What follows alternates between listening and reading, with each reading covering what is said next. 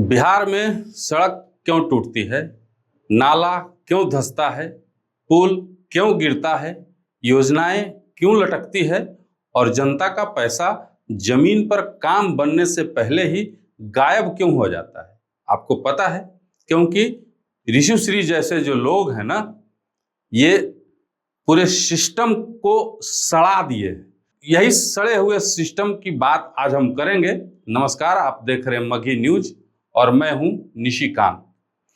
भाई साहब, बिहार में भ्रष्टाचार कोई नई चीज नहीं है, लेकिन जब कोई कबाड़ी वाला कुछ ही सालों में अरबपति बन जाए और इंजीनियर से लेकर संयुक्त सचिव तक को अपनी जेब में रखने का दावा करे, जब 25 लाख में नगर आयुक्त बनवाने की बात सामने आए, जब 3 करोड़ में 13 टेंडर पास कराने की कहानी सामने आए, जब बड़े अफसरों से रिश्ता, महंगे गिफ्ट, पोस्टिंग और टेंडर का खेल एक साथ जोड़ने लगे, तो समझ जाइए कि मामला सिर्फ घूस का नहीं है, मामला सिस्टम पर कब्जे का है।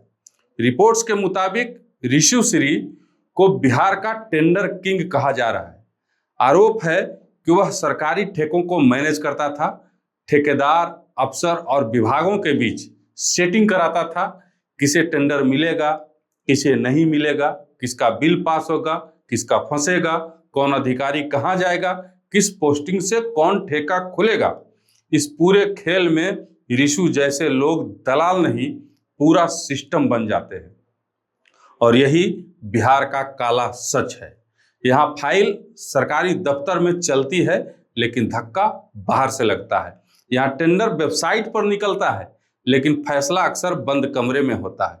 यहाँ अधिकारी कुर्सी पर बैठता है, लेकिन कुर्सी के पीछे कोई और खेल चलाता है। ऋषि श्री का मामला इसलिए बड़ा है क्योंकि जांच और मीडिया रिपोर्ट्स में सिर्फ छोटे कर्मचारी का नाम नहीं आ रहा, इसमें बड़े अफसरों, वरिष्ठ अधिकारियों और मंत्रालयों तक सेटिंग के आरोप सामने आए हैं। ईडी की जांच में ऋषि श्री के ठिकानों से नकदी दस्तावेज और ठेके से जुड़े कागजात मिलने की खबरें भी सामने आई थी। रिपोर्ट्स में यह भी दावा किया हुआ है कि उसका नेटवर्क कई मंत्रालयों तक फैला है। अब सोचिए, बिहार में एक आम आदमी ब्लॉक ऑफिस में जाति प्रमाण पत्र बनवाने जाए तो उसे कम से कम 10 चक्कर लगाने पड़ते हैं। एक किसान मुआवजे के लिए जाए तो उसकी फाइल महीनों पड़ी रहती है। एक युवा नौकरी के लिए फॉर्म भरता है ना, तो उसकी परीक्षा लटक जाती है। एक मरीज अस्पताल में बेड खोजता है तो उसे जगह नहीं मिलती। लेकिन ऋषि श्री जैसे लोग चुटकी बजाते ही करोड़ों का टेंडर मैनेज कर लेते हैं। एक फोन से पोस्टिंग प्रभावित कर लेते हैं, बड़े अफसरों से उठना बैठना रखते हैं और पूरा सिस्टम उनके लिए दरवाजे खोल देता है। यही दर्द है बिहार का। गरीब आदमी के लिए सरकारी दफ्तर में खिड़की बंद है, लेकिन दलाल के लिए पूरा सचिवालय खुला हुआ है।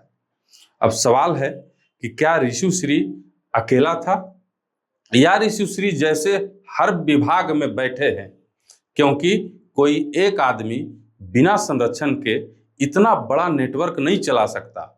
कोई अकेला आदमी पूरा टेंडर नहीं खा सकता। कोई अकेला आदमी किसी अधिकारी को नहीं बना सकता। कोई अकेला आदमी मंत्रालयों तक पहुंच भी नहीं बना सकता।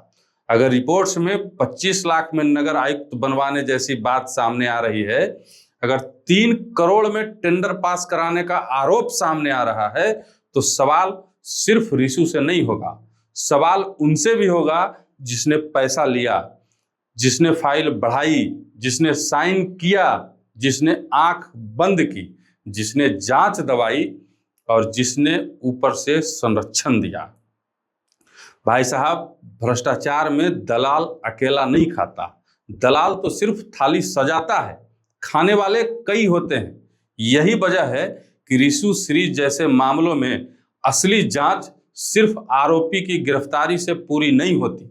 असली जांच तब होगी जब यह पता चलेगा कि उसके फोन में कौन कौन से राज थे, उसकी चैट में किसका नाम था, उसके पैसे का रास्ता कहां तक गया, किस अधिकारी ने फायदा लिया, किस नेता ने संरक्षण दिया और किस विभाग ने आंख मूंद लिया।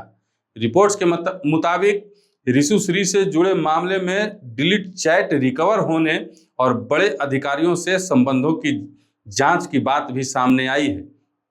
एक खबर में तो यह भी दावा सामने आया कि एक वरिष्ठ अधिकारी ने ऋषु द्वारा गिफ्ट किए गए महंगे पेन से अपना पदभार संभाला था। अब आप समझिए, क्या वह एक पेन था? नहीं, यह सिस्टम पर स्याही से लिखा गया रिश्ता था। जब अफसर ऋषु जैसे लोगों से गिफ्ट लेता है तो वह सिर्फ गिफ्ट नहीं लेता, वह अपनी कुर्सी की गरिमा को गिरवी रखता है। जब ठेका पैसे से पास होता है तो सड़क की गुणवत्ता मरती है, जब पोस्टिंग सेटिंग से होती है तो प्रशासन की रीढ़ टूटती है, और जब बिल कमीशन से पास होता है तो जनता का हक लूटता है। और फिर जनता पूछती है, सड़क 6 महीने में क्यों टूट गई? नाला पहली बारिश में क्यों बह गया? पुल उद्घाटन से पहले क्यों हिलने लगा?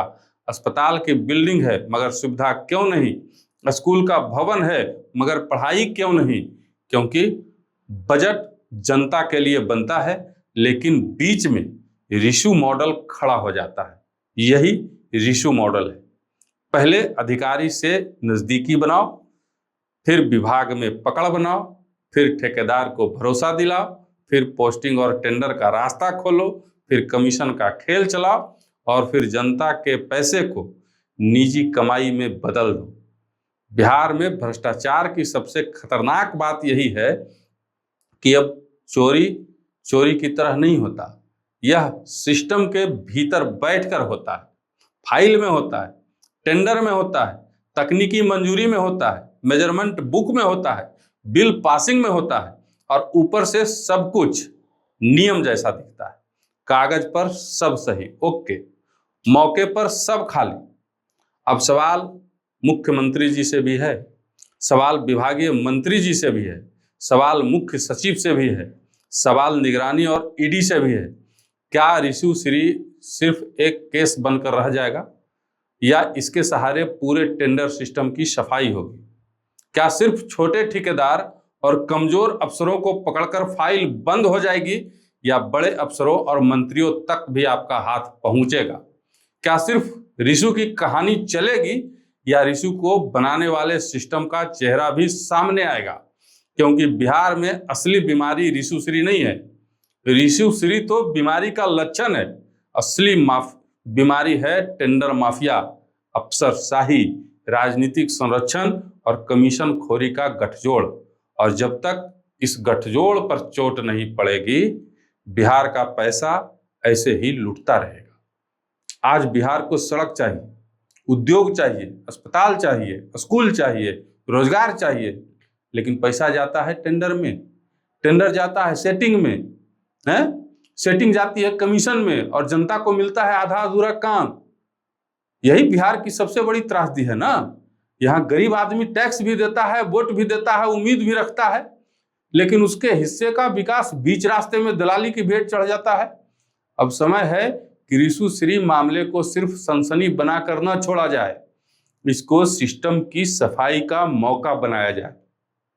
हर विभाग का टेंडर ऑडिट हो, पिछले 5 साल के बड़े ठेकों की जांच हो, टेंडर पाने वाली कंपनियों की लाभकारी मालिकाना जांच हो, अफसरों की पोस्टिंग और ठेके के संबंध की जांच हो, किस विभाग में दलाल की एंट्री थी यह सार्वजनिक हो, सब जाने, और जो दोषी मिले अधिकारी कर्मचारी उसकी सिर्फ बदली नहीं, संपत्ति जब्त हो। क्योंकि बिहार में बदली कोई सजा नहीं है, बदली तो कई बार आरामगाह होती है। सजा तब होगी जब भ्रष्ट अधिकारी की संपत्ति जब्त होगी, सजा तब होगी जब टेंडर माफिया जेल जाएगा, उसके चाहने वाले जेल जाएंगे, सजा तब होगी जब नेता का संरक्षण उजागर होगा, सजा तब होगी जब जनता का पैसा वापस आएगा। अब सवाल सिर्फ ऋषु श्री से नहीं है, सवाल पूरे सिस्टम से है। अगर ऋषु श्री इंजीनियर से लेकर संयुक्त सचिव तक पहुंच रखता था तो जनता तो पूछेगी ना कि उस वक्त सरकार कहां थी। अगर 25 लाख में नगर आयुक्त बनवाने जैसे आरोप सामने आते हैं तो जनता पूछेगी ना कि पोस्टिंग कौन बेच रहा था। अगर 3 करोड़ में टेंडर पास कराने की कहानी सामने आती है तो जनता पूछेगी ना कि टेंडर कमेटी कहां सो रही थी या सिर्फ हिस्सेदारी लेने में लगी हुई थी। अगर बड़े अफसर रिशु के संपर्क में थे तो जनता पूछेगी ना, यह शासन था या दुकान। भाई साहब, यह मुद्दा सिर्फ एक आदमी का नहीं है, यह बिहार के भविष्य का मुद्दा है। क्योंकि जब व्यवस्था रिशु जैसे लोगों की जेब में चली जाती है तो गरीब का सपना, किसान का हक, युवाओं का रोजगार और राज्य का विकास सब गिरवी पड़ जाता है। अब सरकार को बताना होगा रिशु श्री किस किस के लिए काम करता था, कौन कौन रिशु श्री के लिए काम करता था और कौन कौन रिशु श्री से फायदा लेता था। क्योंकि बिहार अब जवाब चाहता है। बिहार जानना चाहता है, क्या सिस्टम सच में साफ होगा या एक रिशु जाएगा, दूसरा रिशु आ जाएगा। अगर दूसरा रिशु आ गया तो समझिए यह जांच नहीं, सिर्फ चेहरा बदलने का खेल था। अब देखना है कि सरकार इस मामले को अंत तक ले जाती है या बिहार की बाकी फाइलों की तरह यह फाइल भी धूल खाती रह जाती है। क्योंकि आज सवाल सीधा है, बिहार को विकास चाहिए या दलाली, जनता का पैसा जनता के काम आएगा या रिशु मॉडल के नाम। आपकी क्या राय है, कमेंट बॉक्स में जरूर दीजिएगा।